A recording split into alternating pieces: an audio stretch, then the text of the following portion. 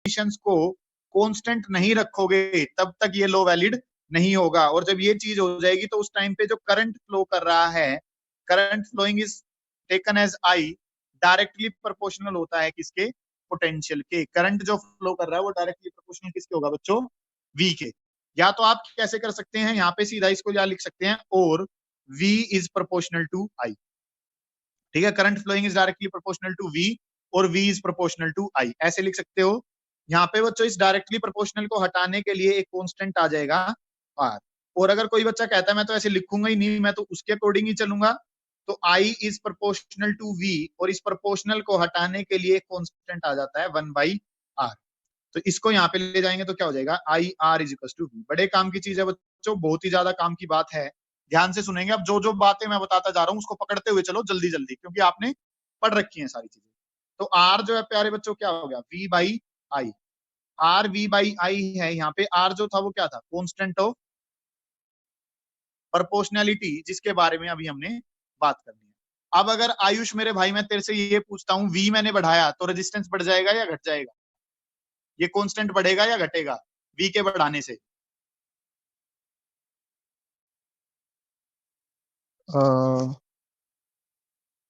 बढ़ जाएगा। अरे बदतमीज है क्या तू?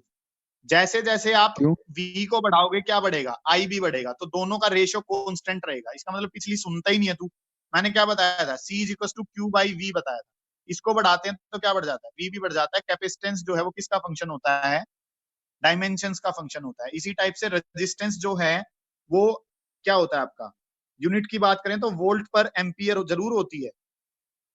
वोल्ट पर एम्पियर को प्यारे बच्चों क्या कह दिया जाता है, ओम कहा जाता है, जो कि हम ऐसे डिनोट करते हैं।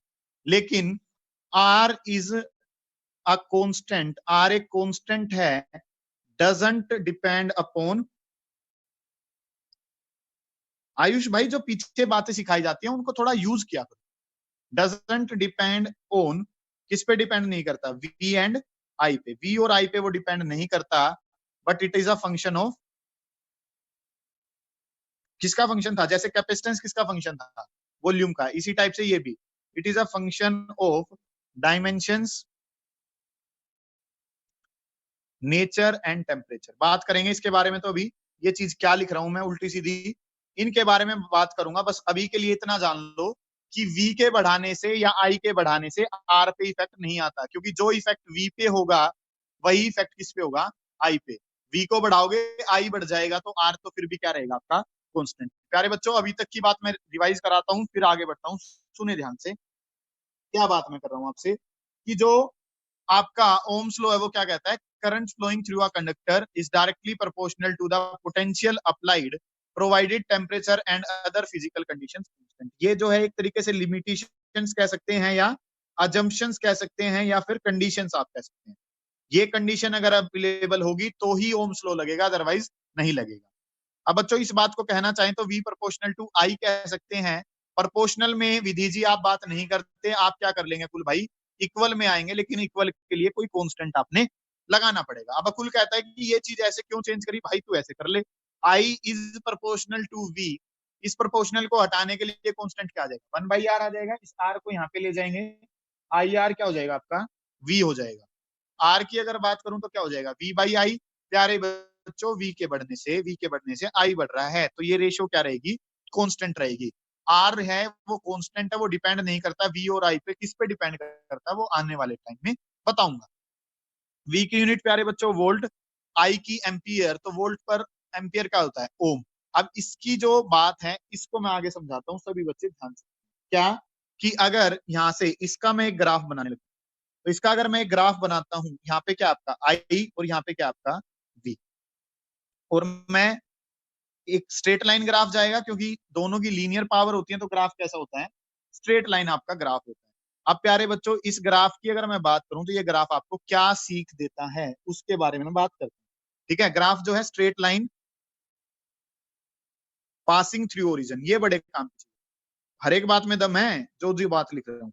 Straight line passing through origin, graph जो है वो कहां से पास करना चाहिए, ओरिजिन में से पास करना चाहिए, अगर ओम्स लॉ वैलिडेट होना है तो। ओम्स लॉ के लिए आई वी का जो ग्राफ है कैसा होना चाहिए, पहली बात स्ट्रेट लाइन होना चाहिए। दूसरी बात, अर्जुन भाई कहां से पास करना चाहिए? ओरिजिन से, ठीक है, ओम्स लॉ को अगर वैलिड करना है तो। उसके बाद प्यारे बच्चों, ये ग्राफ की सिग्निफिकेंस क्या है, बड़े काम की चीज। मैंने आपको क्या बताया कि मैंने आपको क्या समझा रखा है कि कोई भी जो ग्राफ है वो क्यों खींचते हैं आयुष भैया? वो खींचते हैं दो चीज के लिए, या तो उसके पास उसका एरिया होता है या फिर उसके पास उसका स्लोप होता है। एरिया होता है या स्लोप होता है, तविशी यहाँ पे क्या है, स्लोप वाली बात हो रही है। तो स्लोप की अगर बात करेंगे टीक्षा, तो स्लोप मैंने क्या समझा रखा है आपको? स्लोप मैंने आपको 11th में भी बताया और 12th में भी मैं बार बार बता रहा हूं आपको। स्लोप हमेशा लिखा जाता है Y axis divided by X axis. Y axis प्यारे बच्चों क्या है आपका? आई। एक्स एक्सिस पे कौन है? वी। और आई बाई वी की बात करूं तो, आई बाई वी की बात करें तो क्या हो जाएगा? 1/r। तो इस ग्राफ का जो स्लोप है वो क्या दे रहा है आपको? 1/r की वैल्यू दे रहा है। बड़े काम की चीज है बच्चों, बहुत ज्यादा काम की बात है। इससे रिलेटेड कम से कम 2 नंबर का न्यूमेरिकल आपका जरूर आ जाता है ग्राफ से रिलेटेड। इसी ग्राफ पे अगर मैं ऐसे खींच देता, दो बात, ये ए है ये बी है, ठीक है। आर्यन शर्मा बताना था रेजिस्टेंस किसका कम होगा। तो प्यारे भाई मैंने क्या बताया कि ग्राफ का स्लोप क्या दे रहा है? 1/r। उसके बाद सेकंड स्टेप मैंने क्या बता रखा है? Check the difficulty level. प्यारे बच्चों एक बार बी पे चढ़ जाओ, एक बार ए पे चढ़ जाओ। डिफिकल्टी किस पे ज्यादा? ए पे।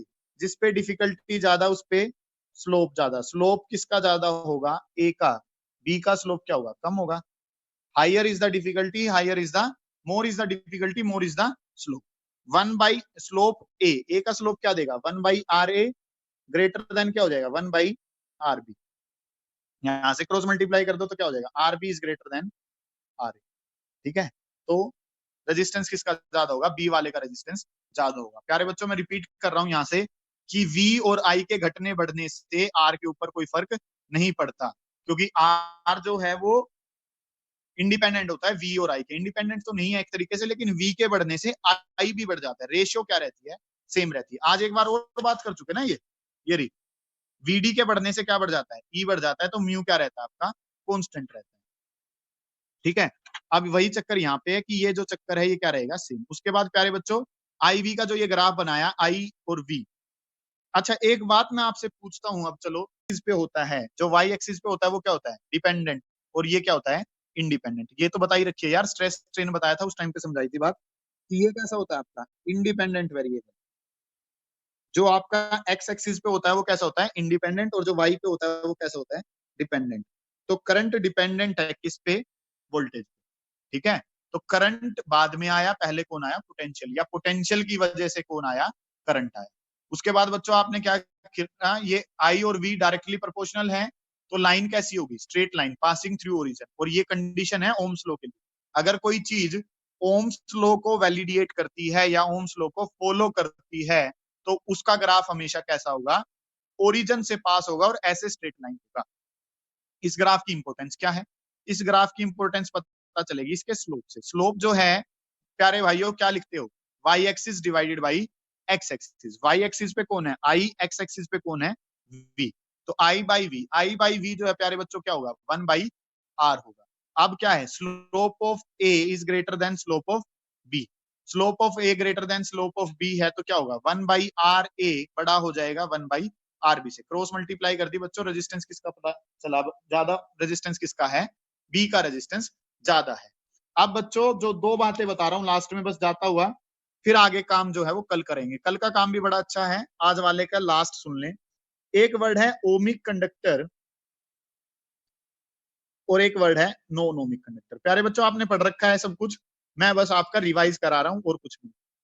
ओमिक कंडक्टर और नॉन ओमिक कंडक्टर। प्यारे बच्चों क्या होगा?